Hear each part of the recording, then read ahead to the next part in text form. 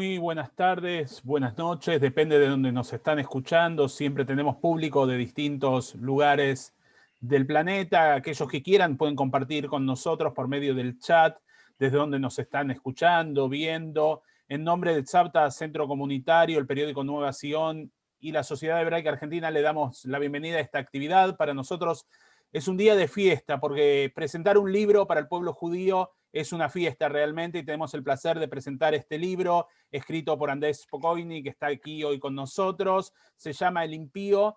Y bueno, la idea es que podamos disfrutar de la presentación del libro, un poco conversar directamente con el autor.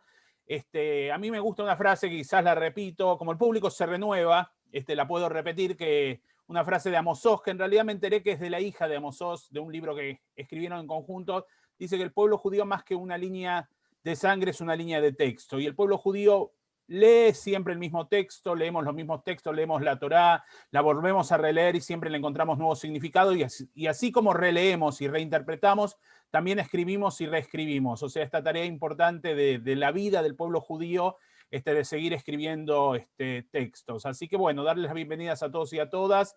Voy a presentar a nuestro moderador, a quien le doy las gracias, así también como la participación del autor. Andrés, muchas gracias por estar. Gracias, Sergio, por estar, un gran amigo, un compañero que siempre nos acerca propuestas. Vamos a ver próximamente una película también que Sergio nos ha dado la iniciativa, así que muchísimas gracias por acompañarnos en este quehacer comunitario. Un gusto. Sergio es abogado de la Universidad de Buenos Aires, estudió Relaciones BA en Relaciones Internacionales en la Universidad Hebrea de Jerusalén, BA en Sociología y Antropología Social de la Universidad Hebrea de Jerusalén. También da clase en la Universidad de San Andrés, docente de grado y posgrado en la UBA, en la UADE y en la Universidad de Palermo. Y sobre todo, lo más importante, quizás, Sergio, que lo dejaste para el final, que es lo más querido, Madrid Crónico, ¿no? Sí, exacto. Algo Esto es parte, ¿no? Aparte de todo eso, ¿no? Que es un gran título también, ¿no? Que da la trayectoria comunitaria. De los que más orgulloso estoy, te diría. Bueno, más que de abogado, eso seguro, no vamos a entrar en los chistes de abogado, ¿está? Así que bueno, te paso la palabra nomás para que presentes a nuestro invitado especial. Bueno, hola, buenas tardes, noches a todos, desde donde nos estén escuchando. Para mí es un honor estar sentado acá. La verdad es que Andrés es un amigo, somos amigos de los 15 años, y parte de nuestro camino de Madrid Gym lo hicimos juntos. Yo creo que Andrés llegó a la meca de la Drajá, ¿no? A la meca de ser Madrid. Él le dedicó toda su vida, y creo que con gran éxito en cuanto a la manera positiva en la que afectó a muchas comunidades judías por las que pasó y en las que tuvo intervención. Bueno, lo voy a presentar. Andrés estudió Ciencias Económicas en la UBA. Le ponía hoy en chiste, tiene el título de casi rabino, porque en realidad él quería, conociéndolo, si miento me decís, Andrés quería absorber todos los conocimientos sin ser rabino, por lo cual terminó casi el seminario rabínico, pero no hizo la smijá, no fue, ¿cómo se dice, Andrés? No te dieron el título, no fuiste ordenado, se llama la ordenación, sí. Ordenación, fija, claro. O sea, hizo todo menos eso, por lo cual es un rabino sin ordenación. Y por último hizo un LLM, hizo un máster en educación judía en el Instituto Melton de la Universidad Hebrea de Jerusalén. A partir de eso, Andrés tuvo un recorrido increíble dentro de la dirección comunitaria mundial, y voy a leer algunas cosas. Fue director de programas especiales para el Joint en el programa Leatid, y tuvo a su cargo desde París mucho tiempo las comunidades comunidades del este de Europa, parte de Rusia, y la reedificación de las comunidades judías en Polonia. Eso por un lado. Luego se fue a Montreal, en donde dirigió la comunidad de Montreal, y desde hace un tiempo es el director y presidente de la Jewish Founders Network en Estados Unidos, que ahí le está haciendo propaganda con la taza, que para quienes no saben, si no está entre las más, o es la más importante red de donativos y y de ayuda al pueblo judío desde los Estados Unidos. La verdad es que hacen un trabajo impresionante porque promueven y coordinan la ayuda al pueblo judío internacionalmente.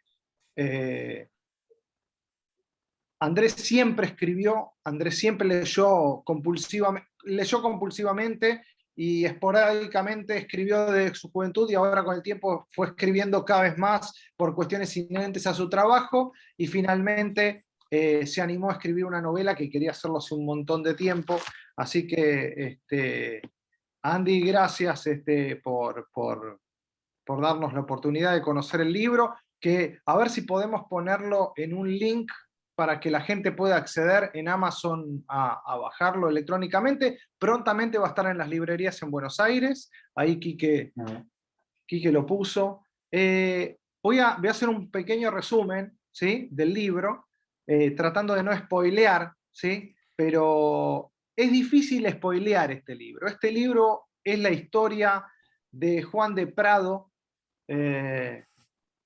un converso con suma importancia, digamos que tuvo suma importancia en el siglo XVII en cuanto a ideas y en cuanto a mantener el judaísmo, la llama del judaísmo vivo en la península ibérica, y que no tuvo, digamos, de alguna manera, no tuvo la misma repercusión que pudieron haber tenido Baruch Spinoza o Uriel da Costa, pero, pero tuvo particularidades que por ahí lo hacen más interesante o más importante que ellos. Andrés nos cuenta en el libro de alguna manera qué sucede en el siglo XVIII con una puntillosidad histórica que es, digamos, leer el libro, voy a contar mi experiencia personal, leer el libro es profundizar y es viajar en la máquina del tiempo y ser testigo del día a día de la vida de los judíos marranos en el siglo XVII en Europa, más precisamente en la primera mitad del siglo XVII hasta la mitad del siglo XVII. La verdad es que habla de la vida de los portugueses emigrados a la península, a España, y los nuevos cristianos. Andy, ¿hace cuándo empezaste a escribir este libro? Fue el libro, primero, antes que nada, gracias a Nueva Sion, Safta, obviamente Braica, de toda la vida, a vos, Sergio, y la verdad que un placer estar contigo en esta conversación, que efectivamente me recuerda a las conversaciones semifilosóficas, mitad en joda que teníamos a los 16, 17 años. Nunca fueron enteramente filosóficas. Y nunca fueron enteramente en joda. Total. Y veo mucha gente conocida entre los nombres aquí. Obviamente los saludo a todos. En especial, si no me equivoco, lo vi a Bernardo Seltzer entre los participantes. Un gran honor, Bernardo, alguien que recuerdo con muchísimo, muchísimo cariño. Ok, el libro me tardó muchísimos años escribirlo, porque fue lo que se llama algo que fue germinando de a poco. Tuve la idea, después la abandoné, después empecé a leer mucho, y después me metí, y el libro es como que en un momento el personaje me poseyó, digamos, el personaje empezó como a dictarme lo que tenía que escribir. Fue una cosa rara, en realidad, y entre todo fue un trayecto de diría unos 10 años, más o menos, desde que se me ocurrió la idea, desde que aprendí quién era este personaje, hasta la novela. Y como vos decís, Sergio es un personaje fascinante. Es un personaje fascinante porque viven una época fascinante. El siglo XVII es una época un poco como la nuestra, en el sentido que es una época de mucho cambio, de mucha turbulencia, ¿no es cierto? También, esto lo supe después, digamos, es una época de plagas. Hay pandemias en el siglo XVII. Me estás spoileando todas las preguntas. Claro. Todas las preguntas me estás spoileando. Pero... La peste bubónica en la misma época. Claro, claro. Y los judíos de esa época en España se plantean mucho quiénes son. Son conversos, pero siguen practicando el judaísmo en secreto.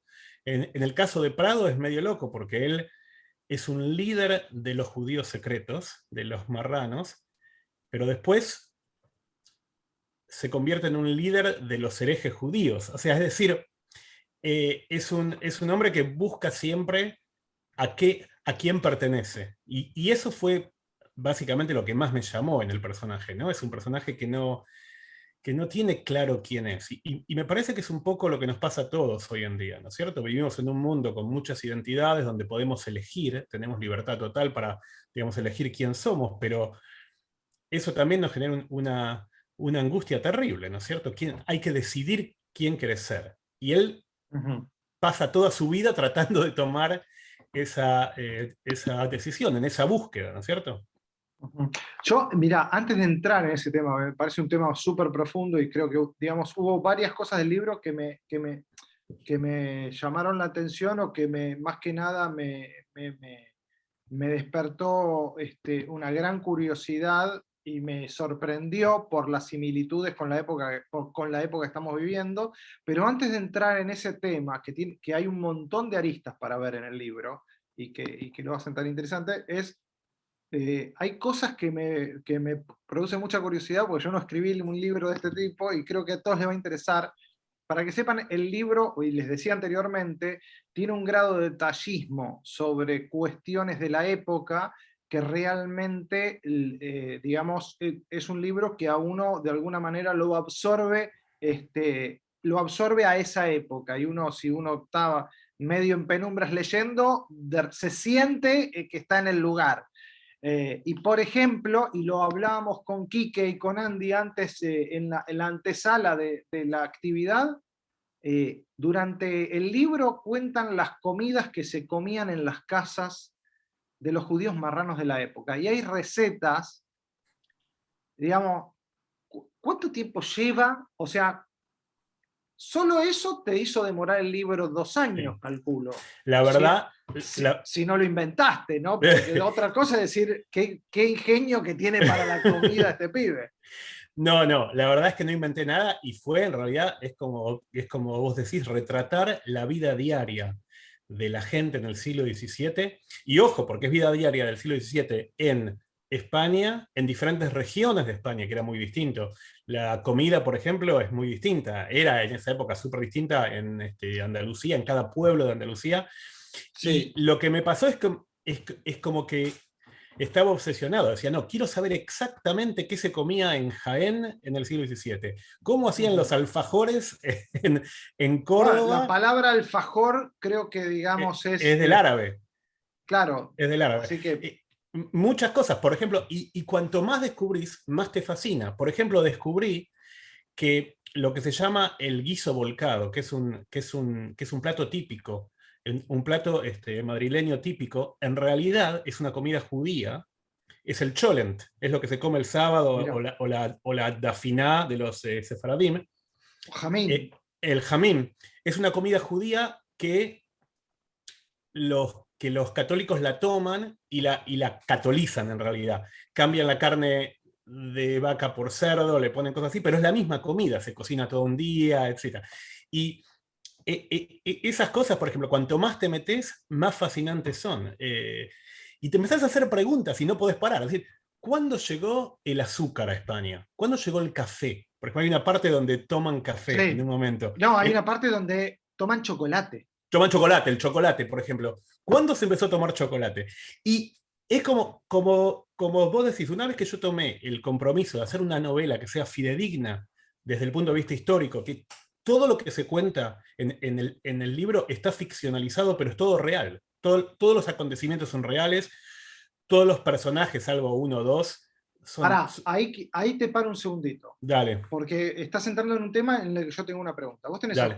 Vos tenés a Juan de Prado, que Sí, tenés toda su familia, tenés sus compañeros del colegio, de la secundaria, de la universidad, digamos, y vamos a ventilar una charla que tuvimos hace poco. Decime que son todos inventados, digamos, es ficción, es una novela ficcionada, los personajes son todos inventados, dice solo uno es inventado. Me claro. dice. Solo uno. O sea que todos sus compañeros que vos nombrás en el libro son toda gente que vivió durante esa época. Son toda gente que vivió y que le pasaron las cosas que se cuentan en el libro. Hay un personaje, el amigo de él, Baltasar Oroyo de Castro. Sí. Cambié la fecha para que fluya mejor el relato. Él estudia a partir de 1635, yo hice que él estudie desde 1632. Esas cosas cambié, pero los acontecimientos son ciertos. Ahora, ¿sabés por qué pude saber todas esas cosas?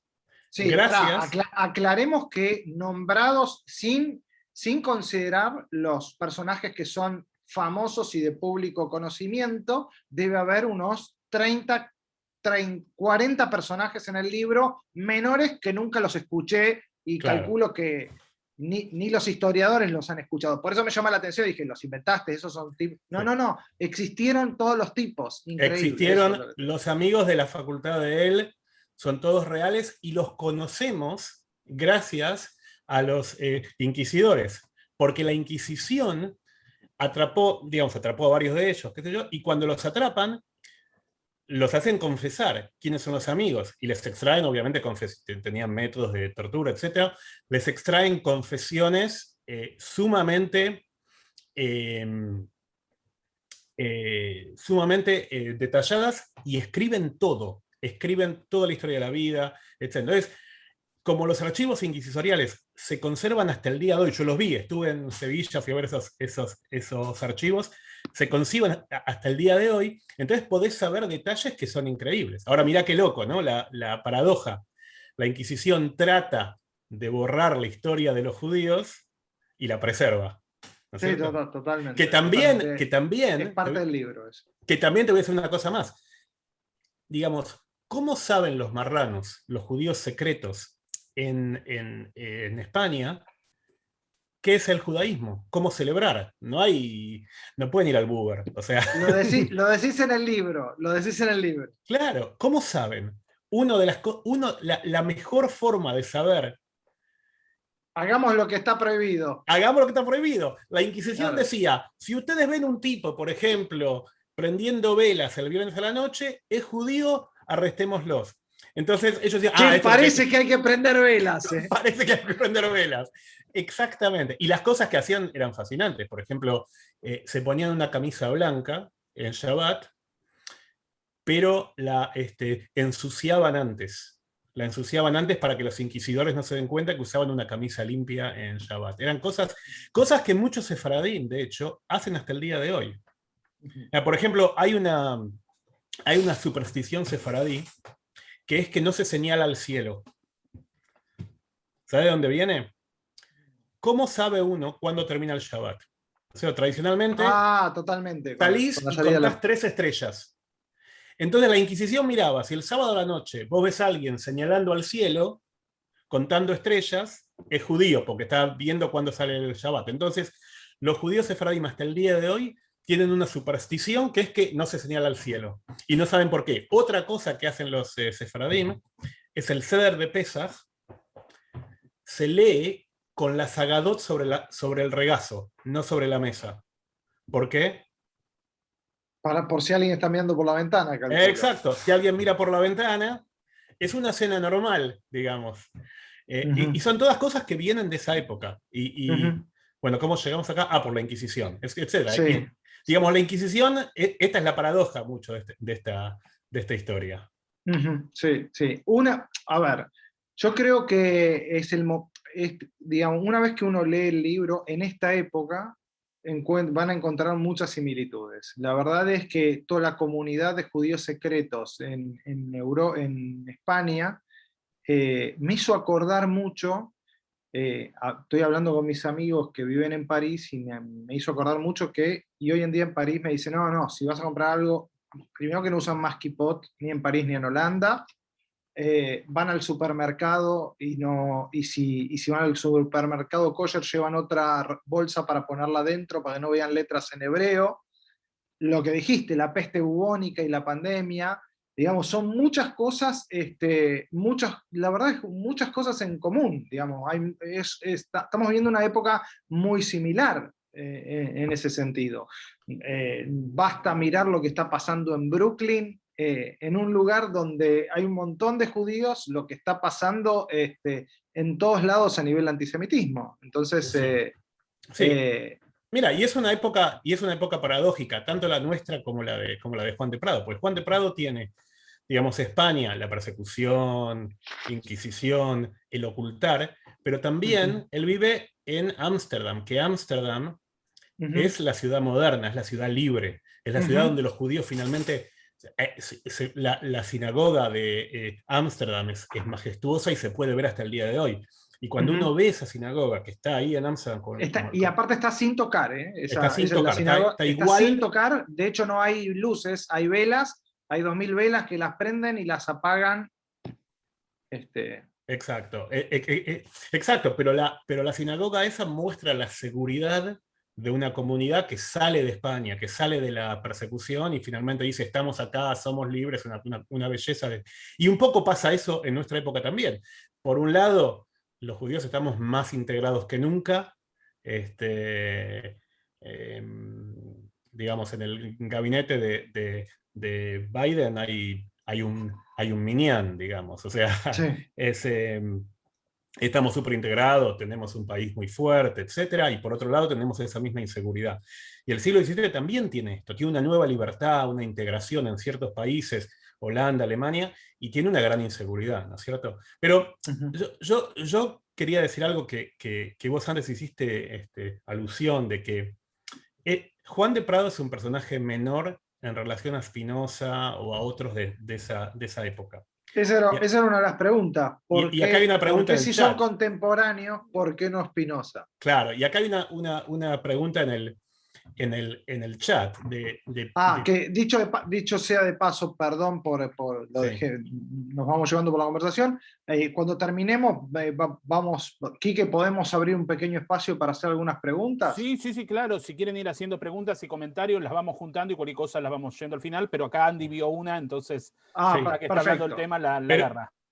Pero tiene que ver con lo que vos habías dicho, Zurdo, de que en realidad este es un personaje mucho más interesante, me parece, que los personajes más famosos. Primero, hay algo de trágico en que sea un personaje tan importante y tan olvidado. Él planta las ideas filosóficas del deísmo, etcétera, en la cabeza de Spinoza, y Spinoza las desarrolla de una manera fantástica. Entonces, es como que el alumno supera al maestro. ¿Cómo? Esto es cierto. Esto es cierto. Efectivamente, él es como que se encuentra con Spinoza, se hacen muy amigos. Tengo que dar vuelta un poquito para atrás. Él está en España perseguido por la Inquisición, se logra escapar. ¿Cómo se escapa? Es para una serie en Netflix. Déjalo para el libro. Eso no se los spoileo porque está bueno. No, está bueno. Pero se escapa, consigue escaparse, deambula por media Europa, en fin, al final llega a Ámsterdam. Ahora, él es una persona que llega al judaísmo por dudar del catolicismo en el cual vive, ¿no es cierto? Él duda del dogma católico.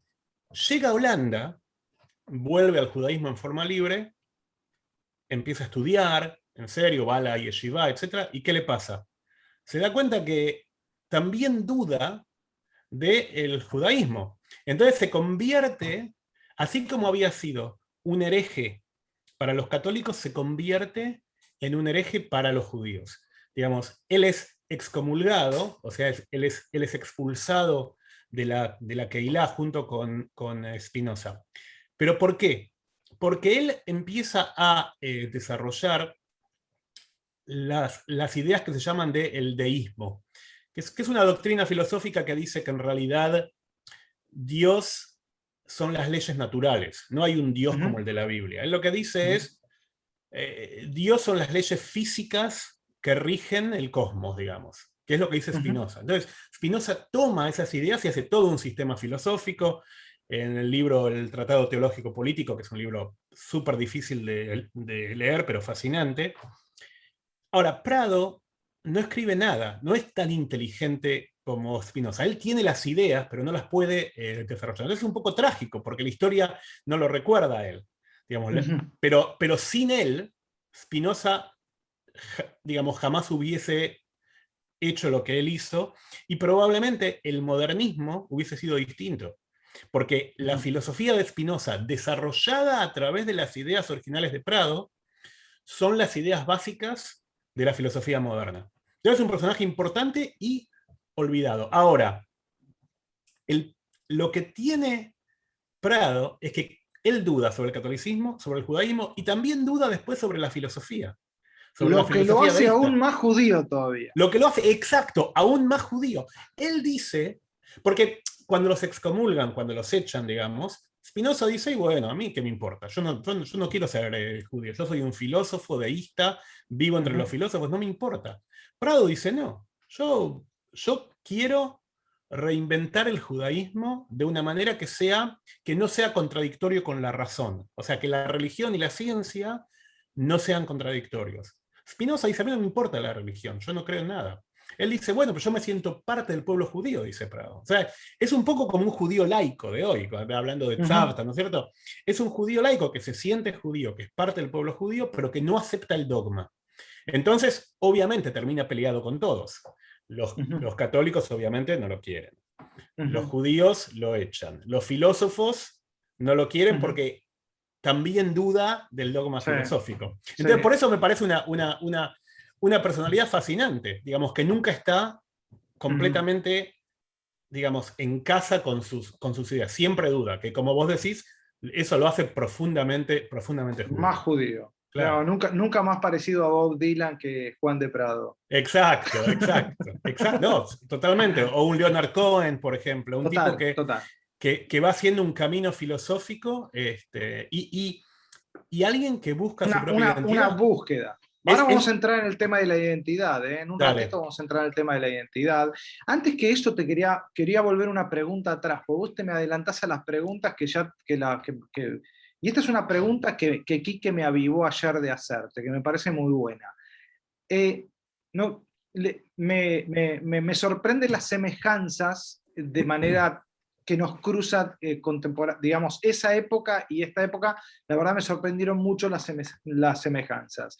Digamos, vos sos un tipo que te has dedicado toda tu vida, doy fe, salvo una época, te has dedicado toda tu vida a política comunitaria no desde la política comunitaria, sino, digamos, sos un homo civitas, te dedicaste a la comunidad propiamente dicho, te dedicaste a devolver judaísmo, te dedicaste a construir judaísmo, te dedicaste a construir comunidad, reconstruir comunidad, tanto en Europa del Este como en Canadá y en cada lugar a donde fuiste, en Europa del Este, en Polonia, en todos los lugares a través de Leatid, a través del Joint, y etcétera, etcétera. Vos te hiciste la pregunta de qué hubiese sido, hago la cita, esta pregunta la hace Enrique, no la hago yo, pero me encantó. Dice, ¿vos te preguntaste qué hubieras hecho si hubieras vivido en la época de Juan? ¿Qué hubiese hecho Andrés Pocoini, dirigente comunitario, en la época de Juan de Prado? Es una pregunta excelente. Y en el libro... Porque la hizo Quique, no porque la hice yo. No, sé que vos hiciste muy buena también. Por favor, una sola, vos venís haciendo toda. Mirá, uno de las grandes preguntas que tiene la comunidad judía de Ámsterdam, los que lo echan a Juan de Prado y a Spinoza y a todos estos herejes, digamos, ellos tienen un dilema.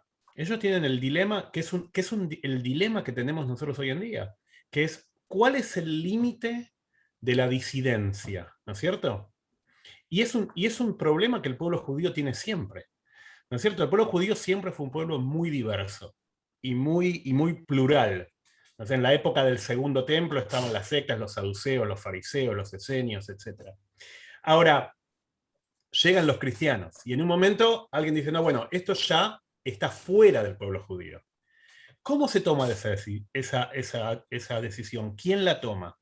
Este es uno de los desafíos más grandes que tiene el pueblo judío siempre, que es, en el catolicismo es fácil dentro de todo, ¿no es cierto? Está el Papa tiene, Total. está la doctrina de la infalibilidad papal, lo que el Papa dice es posta y no se puede discutir. En el judaísmo no hay Claro, eso. se da por entendido el catolicismo que tiene la hotline con Dios, o sea, Claro, claro, línea directa, entonces, total. en el judaísmo no es así. El judaísmo es Am Shel Kohanim Tiud, un pueblo de sacerdotes, todos tenemos el mismo acceso a Dios, lo cual es bárbaro, pero por otro lado, No hay una sola interpretación. no hay interpretación. Entonces, eso genera. Entonces, ¿cómo uno mantiene una comunidad consistente, coherente? ¿Quién decide los límites? Entonces, eso es una pregunta que pasa acá todo el tiempo. Y la vemos hoy en día cuando alguien se va, ¿no es cierto? Pasa ahora mucho con BDS, por ejemplo. Digamos, Israel y todos los debates. ¿Qué, te- Está- qué- qué posición hace que esté fuera de la que... Entonces, cuando vos me preguntás qué hubiese hecho yo si soy un líder en la comunidad de Ámsterdam y viene un Si te Juan de contrata la Pablo... comunidad de Ámsterdam o estás en Andalucía, estás en Jaén y te vienen a ver y dicen, mira, necesitamos a alguien que nos dé una mano Mirá, la de España es fácil. Si estoy ahí en Jaén y alguien me dice necesitamos que nos ayudes a armar una comunidad de judíos secretos, sí, lo hago sin pensar. Eh, pero en España es un poco más difícil. Perdón, en Ámsterdam hubiese en sido un poco más Ámsterdam. difícil. Porque en Ámsterdam, acá hay un comentario también, y obviamente lo del catolicismo lo simplifiqué mucho, es más complejo que eso y hay mucha diversidad también, ojo, no lo tomen como... pero la diferencia sigue siendo clara entre el judaísmo y el catolicismo, de que hay menos centralidad en el judaísmo. Pero el problema que tenían las autoridades de la comunidad judía de Ámsterdam era doble. Por un lado, recibían marranos de España que no sabían nada sobre judaísmo, venían sin saber. Entonces ellos sentían que no podían decir que cada uno interprete a su manera, porque si no, es un lío, no podemos tener ninguna consistencia. El segundo problema que tenían, que esto es algo que no se sabe mucho, era un problema político. Los holandeses, como yo dije, eran muy libres y muy liberales, pero tenían límites. Los holandeses dejan que los judíos practiquen su religión y tengan igualdad, pero una de las condiciones que le ponen es que no fomenten el ateísmo, les dicen. Es una carta, esto para los que les interesa la historia, hay un edicto de tolerancia a los judíos escrito por Jan Grotius, que es un jurista, digamos, holandés del siglo XVII, en donde dice que... Lo estudiamos en la facultad. Exacto. En donde dice que los judíos son tolerados, tienen igualdad, pero hay cosas que no pueden hacer. No pueden convertir activamente cristianos y no pueden fomentar herejía, ateísmo, etc. Lo que pasa con Spinoza y con Prado es que las ideas de ellas no son solamente peligrosos para los judíos, son peligrosos para cualquier religión revelada. Ellos no creían en el alma, por ejemplo, decían el alma, no creían que nada puede existir dentro del mundo natural. Eso es una amenaza para cualquier Que religión. nada puede existir fuera del mundo Fuera del mundo natural. Que por eso dicen que Dios es la naturaleza, que Dios es las leyes naturales, porque no pueden concebir científicamente un mundo fuera de el universo material. El judaísmo, el cristianismo, o sea, todos te hablan de un Dios trascendente, de una dimensión que trasciende al mundo natural. Entonces, la comunidad judía en Ámsterdam tenía una presión enorme para no tolerar a esa gente. Entonces, cuando lo Ujú. excomulgan a Spinoza y a Prado, tienen que pensar en la consistencia interna de la comunidad judía y también en lo que van a decir los no judíos, ¿no es cierto? Ujú. Lo que van a decir en Ámsterdam. Ujú, ujú. Bueno, de alguna manera, digamos, nos adelantamos a esa pregunta, pero es inevitable poder comparar, y lo hemos charlado un montón con Kevin, que no sé si está acá, Kevin Levine, y lo hemos y con Quique muchas veces, digamos, en determinadas discusiones de hoy, ¿hasta qué punto nos sentamos en la mesa a charlar? Es decir, ¿con quién nos sentamos en la mesa? Como judíos, ¿no? Digamos, eh, el Estado de Israel está hoy en día atravesando un momento muy particular interna y externamente. Creo que es un momento de quiebre histórico a nivel general y particularmente el pueblo judío. Y eso es lo que, digamos, y eso es de alguna manera lo que a mí me despierta la similitud con el momento de cambio que atravesaba el pueblo judío en esa época. Sí, sí. Mira, es un momento de cambio para los judíos y es un momento de cambio para el mundo en general. Digamos, los sí, judíos son como el canario en la mina, ¿no es cierto? Lo que les pasa a los sí, judíos en el siglo XVII les pasa a todos un poquito más tarde, digamos. Es decir, ujú, ¿qué pasa en el siglo XVII? Empieza la mentalidad moderna, digamos, empieza el pensamiento secular, por ejemplo. El mundo se emancipa de las religiones, etc. Es un momento de cambio. Los marranos lo viven primero, por todas las situaciones especiales que viven, pero después, 100 años después, es la Revolución Francesa, queman las iglesias, en fin, hay toda una cuestión, todo un cambio filosófico que genera el pensamiento moderno. ujú.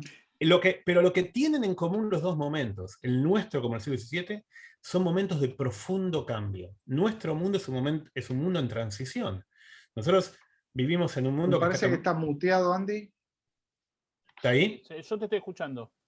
Ah, Me parece que se quedó sin batería el auricular. Se Sergio, escucha. Ahí está. Ahí sí. está. Decía, nuestro mundo, tanto como el del siglo XVII, es un mundo en transición. El mundo está Ujú. cambiando enormemente. Vivimos en un mundo, por ejemplo, que piensa en todas las cosas que hay hoy, existen, todas las cosas en nuestra vida diaria, que no existían hace 20 años. No había redes sociales ¿Sí? hace 20 años, no había celulares, no había... alguien me pasó algo muy cómico esta mañana de cómo serían los cuentos infantiles si hubiese celular. Digamos, Caperucita Roja la llama a la abuela, le dice, cuidado que va el lobo, ¿no? No existe el cuento, digamos.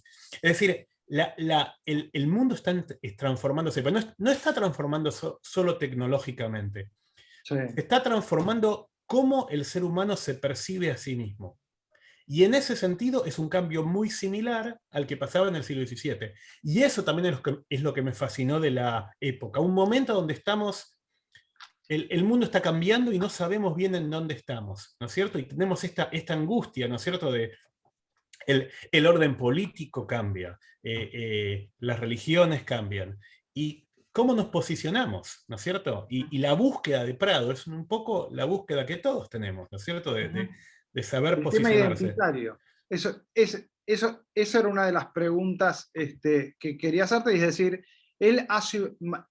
no es un viaje de una persona, sino que es por fuera, sino es un viaje hacia el interior de sí mismo, es la búsqueda de la identidad y el constante cuestionamiento, ¿sí? En Pero, base a hechos que realmente que estaban ocurriendo y que se daban en el lugar a donde él vivía. Y yo claro, creo que en ese sentido también estamos viviendo una época muy similar, en donde la ultraortodoxia no está pudiendo de alguna manera conllevar los cambios en materia sanitaria, en materia tecnológica, en donde hay una parte digamos, cómo se para la comunidad judía frente al BDS, qué lugar ocupa Israel, digamos, cuál es la relación de los judíos con Israel. Digamos, estamos pasando por una época de cambios desde todo, digamos, desde la visión general judía. mira, el tema de la identidad Es central en el libro, porque todo el libro en algún punto es una búsqueda de Juan de Prado de su propia identidad. Sí. Él pasa por diferentes fases. Él empieza siendo un católico sincero. Digamos, después es un judío sincero, después es un filósofo, después no sabe qué es. Entonces, el libro es, si lo tengo que definir en una frase, es una búsqueda de la propia identidad. Ahora, ¿por qué tiene que buscar su propia identidad? Y esto es clave en el mundo moderno y mucho más importante en el siglo XXI. Antes del mundo moderno, el individuo, el ser humano, no buscaba su propia identidad. La identidad te la daba el grupo. Vos eras quien te decías que eras, digamos. No podías elegir, no tenías libertad para decidir quién vas a ser. Los que había muy poca gente que cambiaba de religión, a menos que sea por la fuerza, pero no podías elegir, ¿no? Tenías un supermercado en donde decías, bueno, hoy quiero ser budista, hoy quiero ser... No tenías eso. No podías elegir para el 99% de la gente, no podías elegir en dónde, en qué ciudad ibas a pasar tu vida. La mayoría de los pueblos en el medioevo no tenían nombre. ¿Por qué? Porque la gente no viajaba, no hacía falta. La gente nacía, vivía, moría sin salir más de 5 kilómetros de su casa. Iban al mercado, al pueblo siguiente y listo. Digamos, era un mundo en donde nadie tenía que construir su propio lugar y su propia identidad. Tu padre había sido carpintero, vos vas a ser carpintero. Vivís en Jaén, vas a morir en Jaén. Sos católico, vas a seguir siendo católico, tus hijos van a ser católicos. No te vas a hacer esas preguntas. El ser humano de hoy tiene que hacerse esas preguntas, porque el ambiente, la sociedad, ya no te fuerza a hacer algo. O sea, por un lado es bárbaro, tenemos libertad. Por otro lado, tenemos la angustia de que hay que elegir. Vos mencionaste a los Haredim, a la ultra ortodoxia. El apil de esa vida es precisamente que te libera de la responsabilidad de tomar decisiones identitarias. Es decir, perteneces a un mundo en el cual muchas de las decisiones identitarias son tomadas por vos. Entonces, te ofrece muchísima seguridad. Decís, no tengo que tener esa angustia de saber quién soy. Hay un libro fascinante para los psicólogos se llama El cansancio de ser uno mismo. ¿Qué es lo que le pasa al ser humano moderno? Hay que ser uno mismo, hay que construirse, hay que construir la propia identidad. Y eso es cansador, es agotador, es angustiante, ¿no es cierto? Y esta es la vida de Juan de Prado y esta es nuestra vida hoy en día. La necesidad de construirnos a nosotros mismos en todo momento. Vos, Andrés, y te lo digo desde tu punto, en algún lugar trabajás de observador también, ¿sí?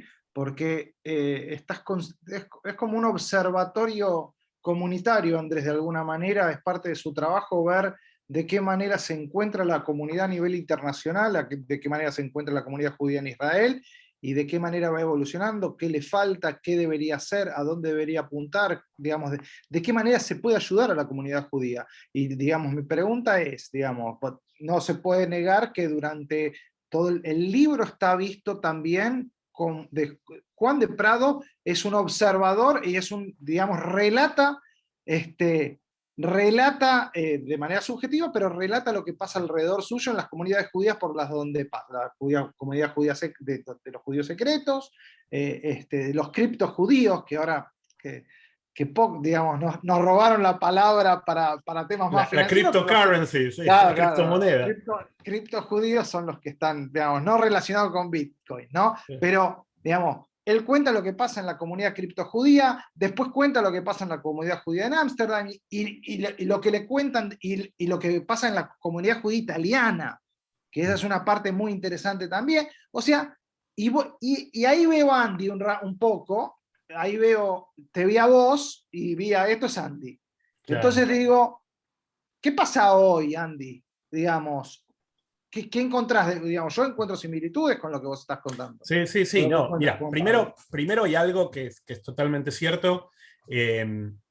Los marranos un poco están afuera de la sociedad. Y esto es lo que le pasa a los judíos en líneas generales, ¿no es cierto? Eh, eh, digamos, los marranos son gente que pertenece a una sociedad, practica una religión en la que no cree y cree en una religión que no practica. De hecho, los marranos ven a todas las religiones desde afuera. O sea, y este es el rol que juegan un poco los judíos en toda la historia, ser un poco como el digamos, outsider, ¿no es cierto? El marginal que ve los procesos que otros no pueden ver porque están adentro. Cuando estás en el ojo de la tormenta no ves un poco, el que está un poco más afuera ve. Ahora, eso efectivamente me pasa a mí también en algún punto, porque yo trabajo en muchas comunidades judías en donde llego como alguien de afuera, ¿no es cierto? Llego a Francia, Europa, etcétera, y veo una comunidad en la que no crecí. Entonces puedo observarla de una cierta manera. Hay una extranjería permanente en Juan de Prado que, a decir verdad, la siento yo también, digamos. Pero por otro lado, lo bueno de eso es que, como vos decís, podés observar procesos que por ahí otros no ven, o que les cuesta más ver. Digamos, el cambio siempre viene de personalidades marginales. Digamos, Einstein era un marginal en los ámbitos académicos. Como era un marginal, podía criticar las teorías de su época.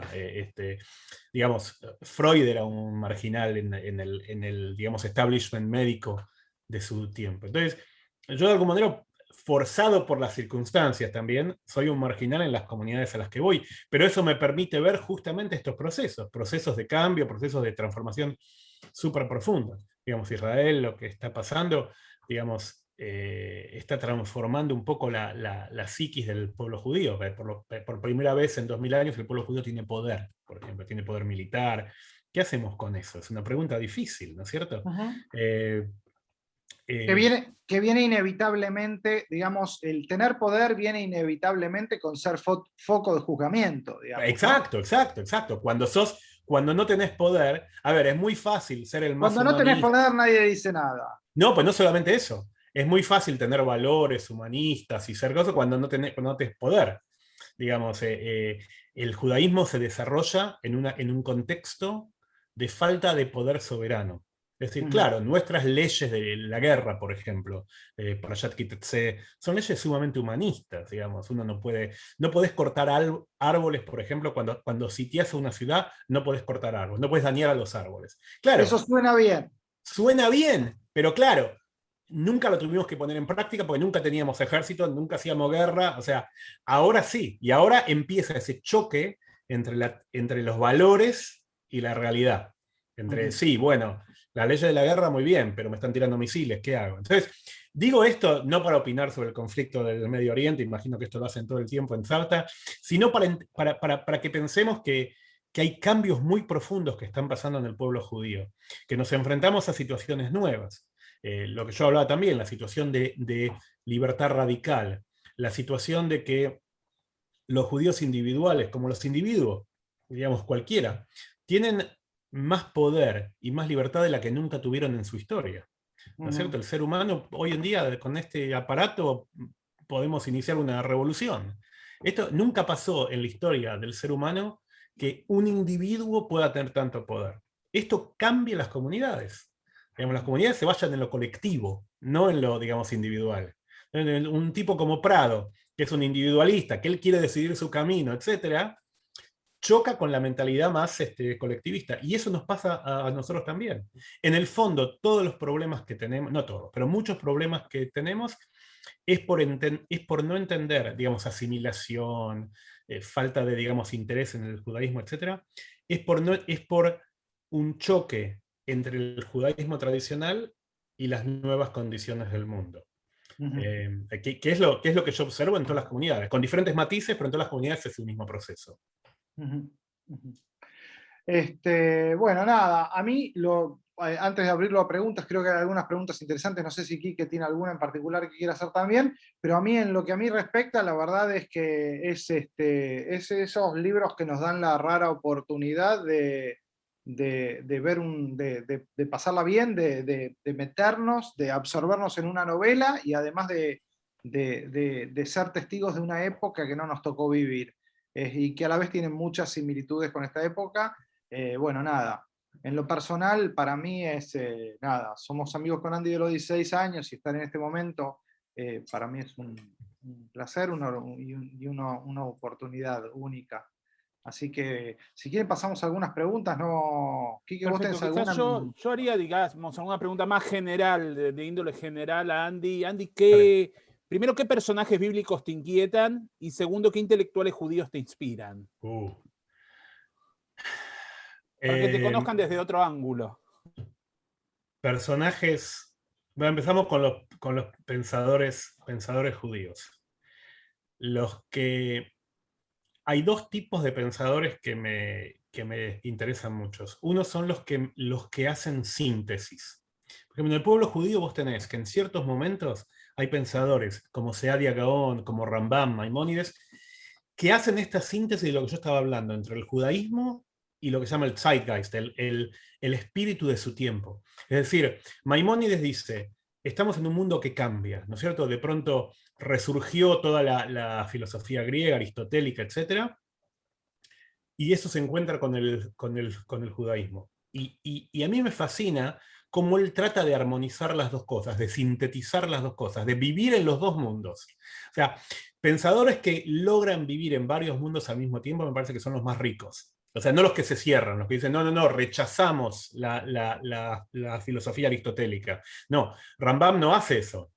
Rambam dice, tratemos de hacer los dos. Ese es uno. Otro pensador que, si no se metieron con él, se los súper recomiendo, Buber, obviamente, y Levinas, porque habla mucho del concepto de la relación, de descubrir la otredad en el otro. Y me parece que para el día de hoy es súper importante. Hoy en día vivimos, es medio loco, estamos, por un lado, tenemos acceso a muchísima información, vivimos en sociedades plurales, pero vivimos en silos, vivimos en comunidades cerradas, muy polarizados. Ustedes lo ven en lo político, por ejemplo, ¿no? La gente que está a favor de un partido no se habla con los del otro, tienen su Sí, sí, sí. Hay una aclaración que capaz no hicimos. Andrés vive en Estados Unidos, vive fuera de la Argentina desde el 97 y Sí. vive en Estados Unidos como hace 10 años ya. Vive en Canadá y Exacto, ahora pero es un no fenómeno, es que vive acá, por eso de ustedes. pero es un fenómeno normal. Ustedes lo ven ahí, yo lo veo aquí, digamos, los pro-Trump, los anti-Trump, viven en universos separados. No es que piensan distinto, viven en universos completamente distintos. Y en Argentina pasa lo mismo, recién estuve allí, me di cuenta, digamos, se lee un cierto diario, se habla con cierta gente. Entonces, pensadores como Buber, Levinas, que dicen, conectate no con las ideas del otro, no con la política, conectate con el ser profundo del ser humano. Descubrí la otredad en el otro, lo que es distinto de vos. Conectate con eso y enriquecete con eso. Me parece que ese es un mensaje que si el mundo escucha eso hoy en día, viviríamos en una situación muchísimo, muchísimo mejor. Y son pensadores profundamente judíos. Digamos, Levinas llega a sus ideas a través de la Torá, digamos, haciendo, digamos, lecturas rabínicas, lecturas talmúdicas. Entonces me parece que eso es. Y personajes bíblicos, bueno, hay muchos. Siempre me conecto con Shaul, porque era melancólico, era medio... y me parece, y como que siempre le tuve lástima, siempre, siempre, digamos, me hubiese gustado ir y darle un abrazo, así. Si no, no pasa nada, no pasa nada, va a estar todo bien, Shaul, no te preocupes. No había terapia en esa época, No pobre había Shaul, terapia, me no había parece, terapia, no ¿no? había terapia, pero si hubiesen dado una panzada, o le hubiesen dado prosa, qué sé yo, pero por lo pronto, pero un personaje muy, muy, muy interesante. A mí me interesan los personajes que no son lineales, que son como más, más complicados, complejos, digamos, contradictorios. Y eso es lo que me interesa de Prado. Volviendo a Prado, por ejemplo, ojo, algo que no dijimos es que, claro, hablamos del filósofo, del pensador. Lo que no decimos es que es un tipo también es juerguista, mujeriego, un tipo con pasiones muy fuertes, un tipo complejo, se pelea con gente, no es un personaje, digamos, lineal. Es médico de pobres, trabaja digamos, en La Plaga, como vos dijiste, Sergio, un personaje fascinante. Y esos son los personajes que más me interesan, que hoy en día, en tiempos de lo políticamente correcto, tratamos de aplanar un poco los personajes, ¿no es cierto? No, estás Perdón, muteado. sí, lo que te decía es que una de las cosas interesantes, vos dijiste en algún momento, bueno, Prado no era tan inteligente como Spinoza. Sí, posiblemente no lo haya sido tan inteligente como Spinoza, pero tenemos que entender que Prado trabajaba de médico. Sí, sí, sí, sí, sí. Entonces, Prado, digamos, nosotros estamos acostumbrados a ver, digamos, nosotros nos guiamos por filósofos y por pensadores judíos que se dedicaban a leer y a filosofar, y digamos, y nosotros como judíos estamos acostumbrados de alguna manera, y que creo que es una de de las costumbres que tenemos que perpetrar, es hacer nuestro trabajo y estudiar la Torá, en algún momento hacer nuestro trabajo y pensar nuestro judaísmo. Digamos, tenemos una parte individual, una parte profesional y una parte comunitaria y judaica, que es lo que enriquece, digamos, lo vemos en la gente, en los voluntarios, en Quique, en Tzavta. ¿Se entiende lo que digo? Prado era dos cosas. Prado era médico, full time, y cuando claro. tenía un tiempo, se sentaba a filosofar. Sí, sí, sí, exactamente. Él no filosofa, él siente cosas. Él dice, tiene Claro. ideas, le vienen ideas y se las dice a Spinoza, y Spinoza ahí, sí, él sí, se sienta a filosofar y todo. Ahora, quiero detenerme un segundito en lo que vos dijiste de que él era médico. Porque algo fascinante para mí, que me fascinó en el libro, que también en un momento lo tuve que cortar porque eran decenas de páginas sobre la transformación de la medicina en esa época, ¿no es cierto? Increíble, Es increíble. increíble. Por ejemplo, Increíble. Durante la vida de Juan de Prado se inventa el microscopio por primera vez. Cuando se inventa el microscopio, cambia toda toda la teoría médica. Ahora, en esa época, los médicos les decían que no podían confiar en lo que veían. Una cosa típica, por ejemplo, había una descripción del cuerpo humano que estaba mal, que la había hecho Hipócrates, creo que estaba mal. Los médicos, cuando podían, abrían cuerpos, etc., y veían que Estaba prohibido. estaba prohibido, pero cuando podían, ya en el siglo XVII a veces se podía, agarraban prisioneros, a veces se podía. Entonces, abrían y decían, pero mira, está mal. Y los profesores le decían, vos no podés confiar más en tus ojos que en lo que leíste de los sabios antiguos. O sea, Sí. esa era la mentalidad. La mentalidad era, no podías experimentar, tenías que aceptar, digamos, la autoridad. Cuando se rompe eso, cuando la gente dice, yo no voy a solamente aceptar la, digamos, autoridad de los sabios antiguos, voy a también hacer mis propios experimentos, ahí cambia la ciencia médica completamente. Sí, Hasta el siglo, sí, sí. mira, hasta el siglo XVII, hasta el 1650, no se sabía qué hacía el corazón. No se sabía que la sangre circulaba. Hago así porque me acuerdo la parte del libro, ¿no? Sí, o sea, William Harvey descubre eso en 1654. Él descubre eso. Ahora, si vos lo pensás, es obvio, ¿no es cierto? Nadie había. Galeno había dicho que él servía para otra cosa, nadie preguntó nada. Uh-huh. ¿Qué hace el cerebro? En el medioevo se pensaba con los riñones. Se pensaba con los riñones y se sentía con el corazón. O sea, de hecho, hay No era poético, era, digamos, no No, era no, poético. no, era médico, era una cuestión médica. De hecho, hay una tefilá que dice Bohen Klayot Balev, el que escudriñas los riñones y los corazones.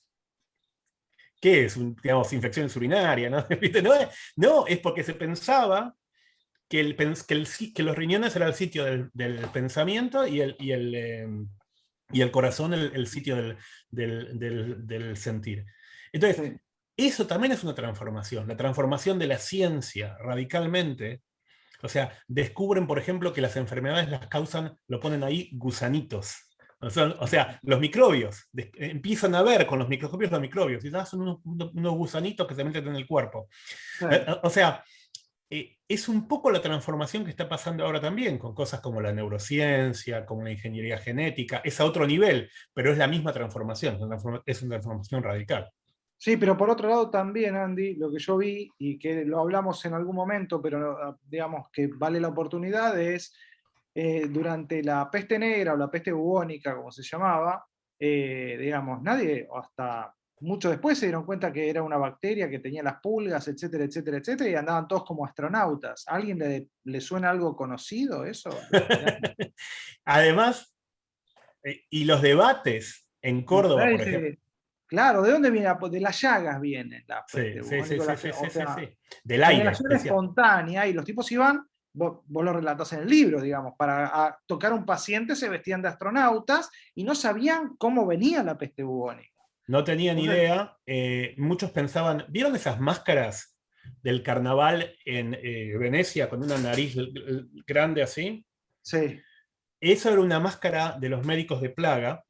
Los médicos de plaga creían que las enfermedades se transmitían por el aire. Pero no como por ahora, no como se dice ahora que por ejemplo, que el COVID se transmite por los miasmas. El miasma, los malos aires. De hecho, la palabra malaria es mal aire. O sea, la enfermedad. Entonces, lo que hacían era, tenían esas máscaras en la nariz, se ponían hierbas que purificaban el aire. Entonces, una boludez, perdón, ¿no? Porque en realidad lo transmitían las moscas. La peste bubónica la transmitían las pulgas. Las pulgas, las moscas que iban en las ratas y que después pasaban a los seres humanos, sí. etc. Como ahora saltaron de los murciélagos a los seres humanos, ahí saltaron de las ratas a los seres humanos. Y a nadie se le ocurrió, digamos, desinfectar, sacar ratas, no que hubiese sido posible en una ciudad del siglo XVII, pero nadie la pensó. Deja que el futuro nos juzgue a nosotros. Exacto. Pero sin embargo, hay debates que son iguales. Por ejemplo, en el libro yo cuento que en la plaga en Málaga, los curas llaman a una procesión de toda la ciudad para pedirle al santo patrono de la ciudad que digamos, levante la plaga. Y los médicos, que no, si bien no sabían, también entendían intuitivamente que juntar a mucha gente no era una buena idea. Y bueno, ¿le suena un poquito, digamos, el funeral de Maradona? Digamos, o sea, a ver, son debates que son todavía relevantes. Un poco el pensamiento mágico contra el pensamiento científico basado en las evidencias, etc. Sí. Súper interesante. ¿Querés pasar, Sergio, un poco a las inquietudes del público? Sí, vamos. Voy a leer las que están acá. El que quiere puede levantar la mano o escribirla y la vamos a leer. Hay comentarios y preguntas muy interesantes. A ver, un segundito. Acá tengo uno que habla, acá Mirta, Marina, me habla sobre que la época de Spinoza también es la época de Shaftai Tzvi. Shaftai Tzvi, para los que no saben, es un falso mesías que aparece en el siglo XVII, que termina mal la historia porque él se termina convirtiendo al islamismo, exactamente. Es un falso mesías y genera una desilusión tremenda en el pueblo judío. Porque fue muy seguido, ¿eh? Fue muy seguido, muy seguido. Y efectivamente en el libro yo hablo un poco de la crisis de Shaftai Tzvi, porque me parece fascinante que en la misma época se ve el crecimiento de la racionalidad, ¿viste? El pensamiento filosófico, racional, objetivo, científico, y por el otro lado, la necesidad de que llegue el Mesías inmediatamente. Exacto, y un pensamiento mágico, porque Shaftai Tzvi era pensamiento místico, digamos, un tipo que además era digamos, hoy lo llamaríamos bipolar, de hecho, era un tipo, digamos, maníaco depresivo, pero con un carisma increíble, pero una cuestión mística, para nada racional. Entonces, tanto como ahora también en nuestro mundo existen las dos cosas. Esta cuestión a lo racional, a lo científico, y por otro lado, la cuestión de lo más, de buscar soluciones mágicas. ¿No es cierto? Decime, seguir al líder, una cuestión así que, bueno, Dame una acá solución ya. da una solución ya, que no sea fácil. Atajos, buscar atajos todo el tiempo. Exactamente. Es muy difícil asumir que la vida no tiene atajos, que todo hay que hacerla, hay que ayudarla y la vida intelectual tampoco.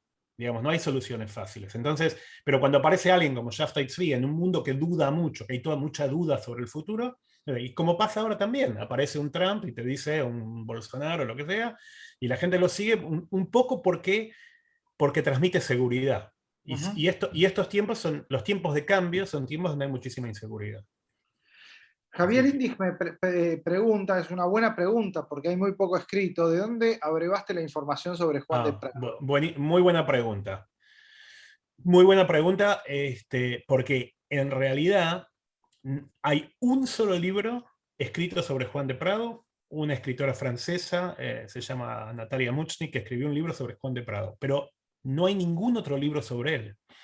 De hecho, encontrar información es como una tarea, diría, detectivesca, porque yo lo conozco a Juan de Prado en una mención, en una nota al pie de otro libro sobre otra cosa. Digamos, Prado es una nota al pie en la vida de Spinoza. Algunos investigadores dicen, él era amigo de este, y se supone que por ahí él le metió algunas ideas raras en la cabeza, etc. A partir de ahí, tuve que ir buscando referencias a Prado en libros sobre otra gente. Por ejemplo, mira, hay polémicas que Prado tuvo con Baltasar Orovio de Castro, otra figura del siglo XVII. Las cartas de Prado no se conservan. Baltasar Orovio de Castro, ¿era amigo de...? Eran íntimos amigos. Ok. Eran Eso íntimos amigos. Como lector quería preguntarte Sí, eso. no. Era verdad que eran íntimos amigos. Era verdad, eran íntimos amigos y después se convierten en adversarios acérrimos porque bueno, uno defiende la, digamos, ortodoxia judía, Baltasar, y Juan de Prado, no, es un libre pensador, etc. Entonces, claro. Ahora, entablan un debate, digamos, por cartas. No se pueden hablar porque Prado está, digamos, expulsado. Cuando estás expulsado nadie puede hablar con vos. Entonces, por medio del hijo de Prado, se mandan cartas el uno a otro en donde cada uno expone sus ideas. Sí. Las cartas de Prado no se conservan, pero las de Baltasar sí. Entonces lo que yo hice fue, a partir de las cartas de lo que responde Baltasar, tratar de identificar qué es lo que había escrito Prado. Mira. Fue todo un trabajo así. Claro, fue todo un trabajo de ir buscando, ir indagando un poco. Y también, como dije antes, el tema que los inquisidores eran tan... meticuloso, sistemático. Un poco como los nazis, o sea, salvando las distancias, o no salvando las distancias. Eran sumamente meticulosos en el sentido de que anotaban todo, todo. Para gloria, ¿no es cierto?, del Santo Oficio. Y ahí hay un tesoro de información para quienes hacen este trabajo, ¿no es cierto? Sí. Te voy a hacer una pregunta, en realidad voy a hacer referencia a una pregunta de Patricio Fishman. Patricio dice, hago una pregunta que se responde solo leyendo el libro, pero me parece una re linda pregunta, que es: en la búsqueda de la propia identidad siempre existen sesgos o conflictos de interés del buscador basados en su propia biografía. ¿Cuáles serían aquellos de Prado y de Spinoza?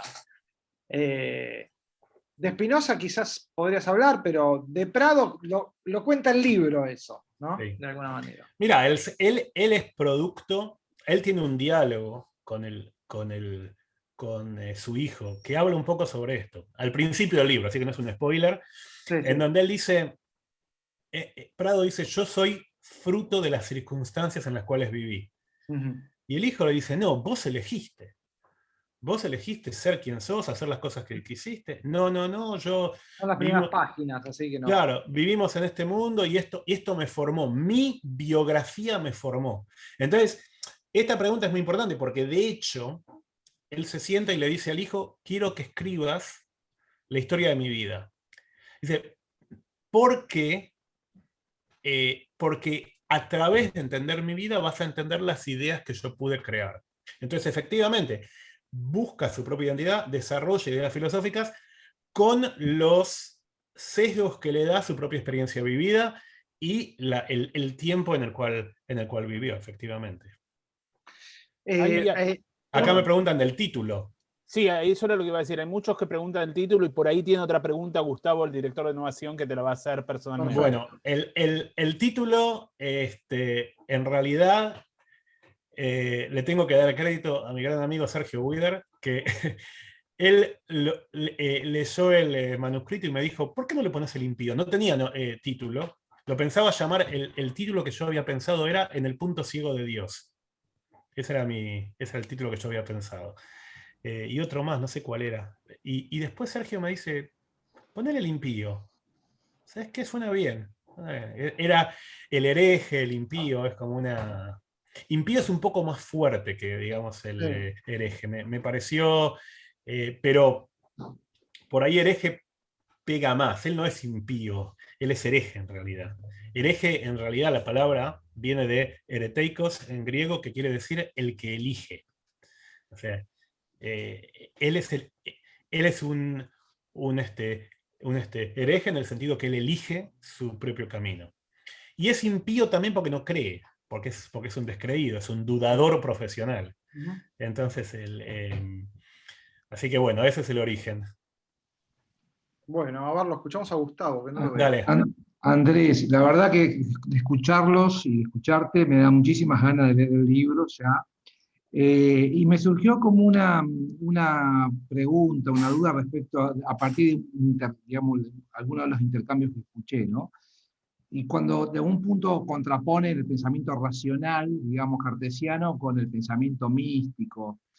Y lo que yo, digamos, he venido pensando, viendo muchas veces que a partir de muchos de los pensamientos de los últimos 20 años, 30 años, ha habido como una reelaboración de lo que es la teoría de las decisiones racionales, ¿no? O las rational choice, ¿no? Donde se puede decir que la mayoría de las decisiones y las cosas que hacemos las personas, en teoría pueden estar, digamos, dadas o motivadas por motivos racionales, pero en realidad la mayoría son motivos emocionales o... de hecho, las grandes empresas, digamos, que tienden a hacer estudios de mercado, de marketing y demás, trabajan mucho más sobre lo emocional y demás, ¿no? Y esto también se ve un poco, y por eso te quería preguntar, en el judaísmo, ¿no? Sobre todo porque la Escalá o la ilustración judía también tuvo estos componentes, y también incluso la Cábala, ¿no? También tenía estos componentes que tomaba parte del racionalismo, pero no hacia un pensamiento exclusivamente mágico. Y los que estudian Cábala, no es mi caso, lo han destacado siempre. Entonces quería preguntarte un poquito cómo podés pensar esta contraposición, un poco que yo advertí acá en el contexto de este desarrollo. Sí, mira, es una... De hecho, hay un libro de Antonio Damasio que dice algo así como Spinoza se equivocó. Porque Spinoza es un gran creyente en la razón. Él cree que el ser humano, la esencia del ser humano es su raciocinio, su racionalidad, y que el mundo va a estar en paz cuando el ser humano desarrolle su razón a su máximo potencial, ahí va a ser. Entonces, hay eso. Ahora, Prado también es un racionalista, pero también es un impulsivo, es un emocional. Y en cierto punto,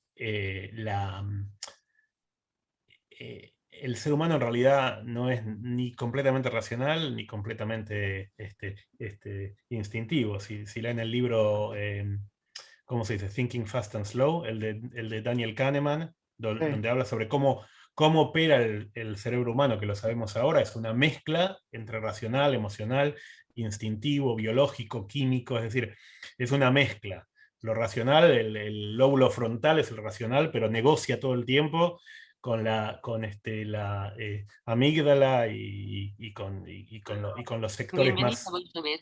VoiceOver lee las descripciones de los elementos de la pantalla y permite controlar la computadora usando solo el teclado.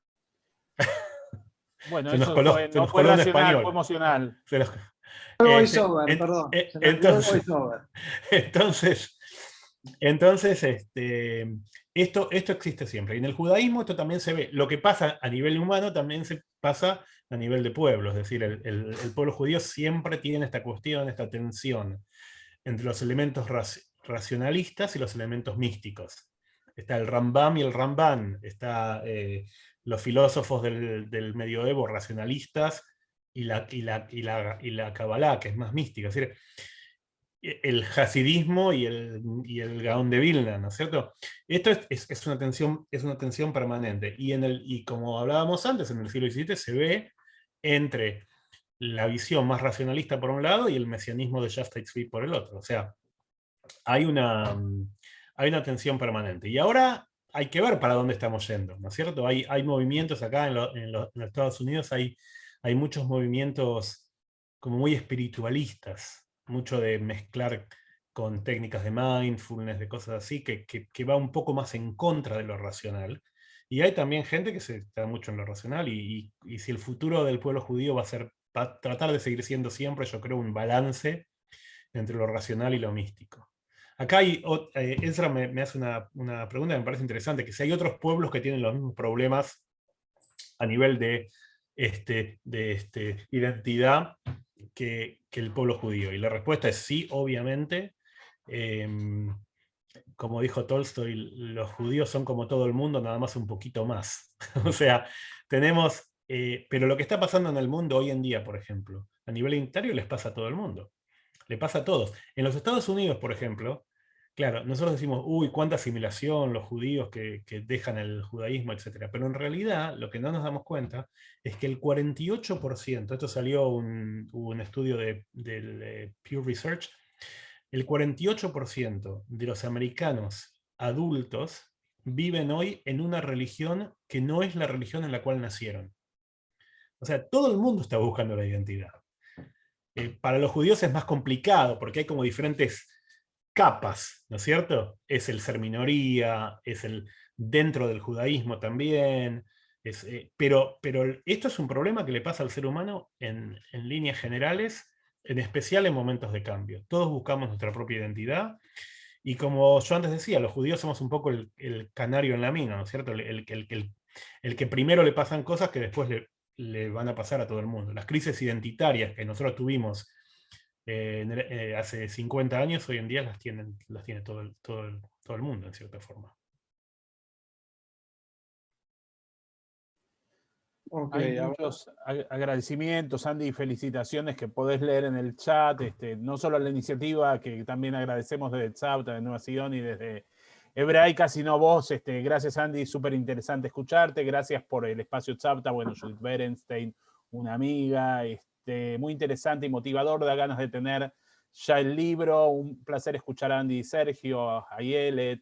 Tenemos así un montón de comentarios que nos han llegado y la verdad es una satisfacción. Sergio, te dejo a vos la palabra. Bueno, nada, yo quiero principalmente agradecer obviamente a Andy por traernos y presentarnos su trabajo, que fue un trabajo,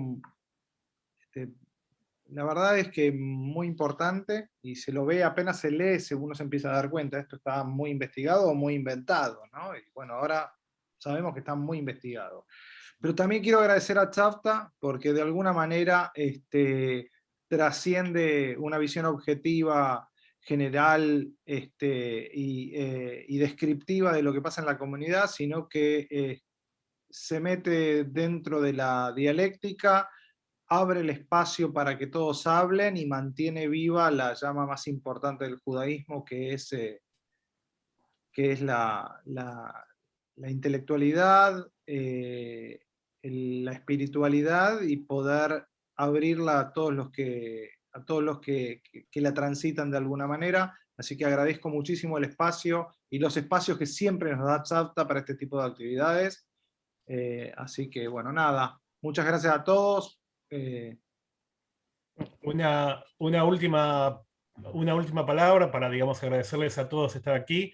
Quique, me están pidiendo por chat si podés volver a poner el link para el libro, para los que lo quieran comprar. Perfecto. Pero también agradecimiento a Tzavta, a Hebraica, a Nueva Sion, todos espacios donde se generan las conversaciones que hay que tener hoy en día. Digamos, conversaciones sobre el futuro de la comunidad judía, y les quiero decir, habiendo estado en muchos lugares del mundo, la riqueza de las conversaciones que hay en espacios como este son raras en el mundo judío. Así que kol hakavod y muchas felicitaciones por todo lo que hacen. Bueno, muchas gracias. Voy a agradecer a Sergio en primer lugar por siempre acercarnos propuestas interesantes, y un gran amigo de la casa y un gran amigo personal. La verdad es un placer contar y también acercar a Hebraica a esta actividad.